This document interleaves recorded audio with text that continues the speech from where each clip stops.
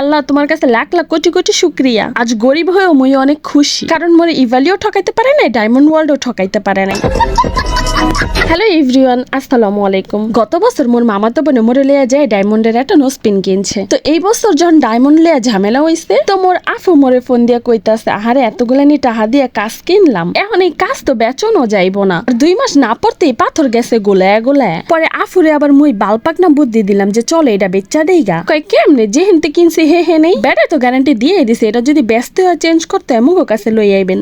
দৌড় দিয়ে আয় পড়ছি বসুন্ধরায়, যেই দোকানতে কিনছি হে নেই। কিন্তু দোকানে যা সরাসরি কোন যাইতাছে না যে মোর এটা বেচালামো। দোকানে যে খালি বাউতাবাজি করতাছি, এইটা দেখেন ওইটা দেখেন, এটা এক্সচেঞ্জ করবো, এটা ভাল লাগতাছে না, এটার থেকে একটু বেশি প্রাইজে দেখেন বা কম প্রাইজে দেখালেও সমস্যা নাই। তো যাই হোক, অনেক দেখাইছে, অনেক দেখছি, কিন্তু সরাসরি কইতে পারতেছি না যে আমরা এটা নিতাম না, করে টাকা ফেরত দিয়ে দেন। পরে দোকানদার বেড়াই দেখি নিজের থেকে কইতাছে কি হয়েছে জানি না, সবাই দিয়ে রিটার্ন প্রোডাক্ট দিয়ে এখন টাকা ফেরত চাচ্ছে। মুই ফট করে কইলাম কি হ ভাই, মোরাও এইটাই চাইতাছি। পরে পার্সেন্টেজ কমায় যত টাকা পাই ফেরত দিয়ে দিছে। যাই হোক, ব্যবহারও ভালো করছে, ভালোই লাগলো। প্রথম তো মোরা ভাবছি যে টাকা ফেরত দিব না, গ্যাঞ্জাম করব, আবার যে প্রাইসটা ধরে রাখছি তার থেকেও বেশি পাইছি। মোর অনেক জানার ইচ্ছা, এলাকার ওই ভাবিগুলো কই যারা ডায়মন্ডের প্রোডাক্ট ছাড়া কিছু ইউজ করতে পারে না, জাগো মৃত্যুবার্ষিক, বিবাহবার্ষিক, জন্মদিনে ডায়মন্ডের প্রোডাক্ট ছাড়া জামাই কিছুই গিফট করে না। আর কত কয়া লাভ আছে, হ্যাঁ বাতার মনে কাতার থাকে, এই জন্যই তো হাগিতে মুতিতে ডায়মন্ডের জিনিস গিফট করে। আচ্ছা হ্যাঁ, এখন এই কাঁচের জিনিসগুলো লিয়ে কই আছে, কেমন আছে? আচ্ছা জেনে থাক, সুখে থাক, ভালো থাক, পারলে ওই জিনিসগুলো বেচা স্বর্ণের জিনিস কিনা আরো ভালো থাক। পরে নিচে একটা জুয়েলারি দোকানে ঢুকলাম, বাফুরে বাফু,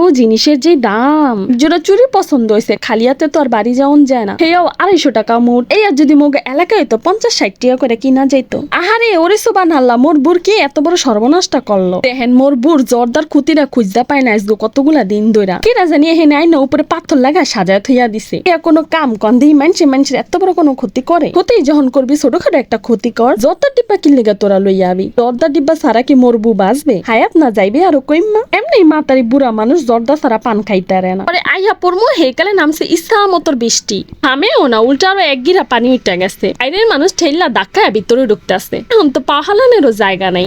বিজ্জা বিজ্জা মিরপুরে পড়ছে, খাড়ায় থেকে তো আর লাভ নাই। পরে মিরপুরে আমিনুর মার বাতর হোটেলে বইয়া আশা মরিছে সস দিয়া নুডলস খাইলাম। বেডাই আবার কয় কি আফা এ নুডলস না, এ হইছে থাইল্যান্ডের চাউচুং মিং। দূরমি আমনা করতে না তো মোর বুই ভালো সুই পিঠা বানাইতারে, খালি আমনেরা নাইলে লম্বা লম্বা করে বড় করেন, আর মোর বুই নাইলে টুকুটি কুটি করে বানায়। পরে আমনা করতে ভালোই পারে, খালি বাইতে কাজা ঝগড়া করে একটু সময়ও পায় না, নাইলে কিন্তু একটা হোটেল দিয়া দিত।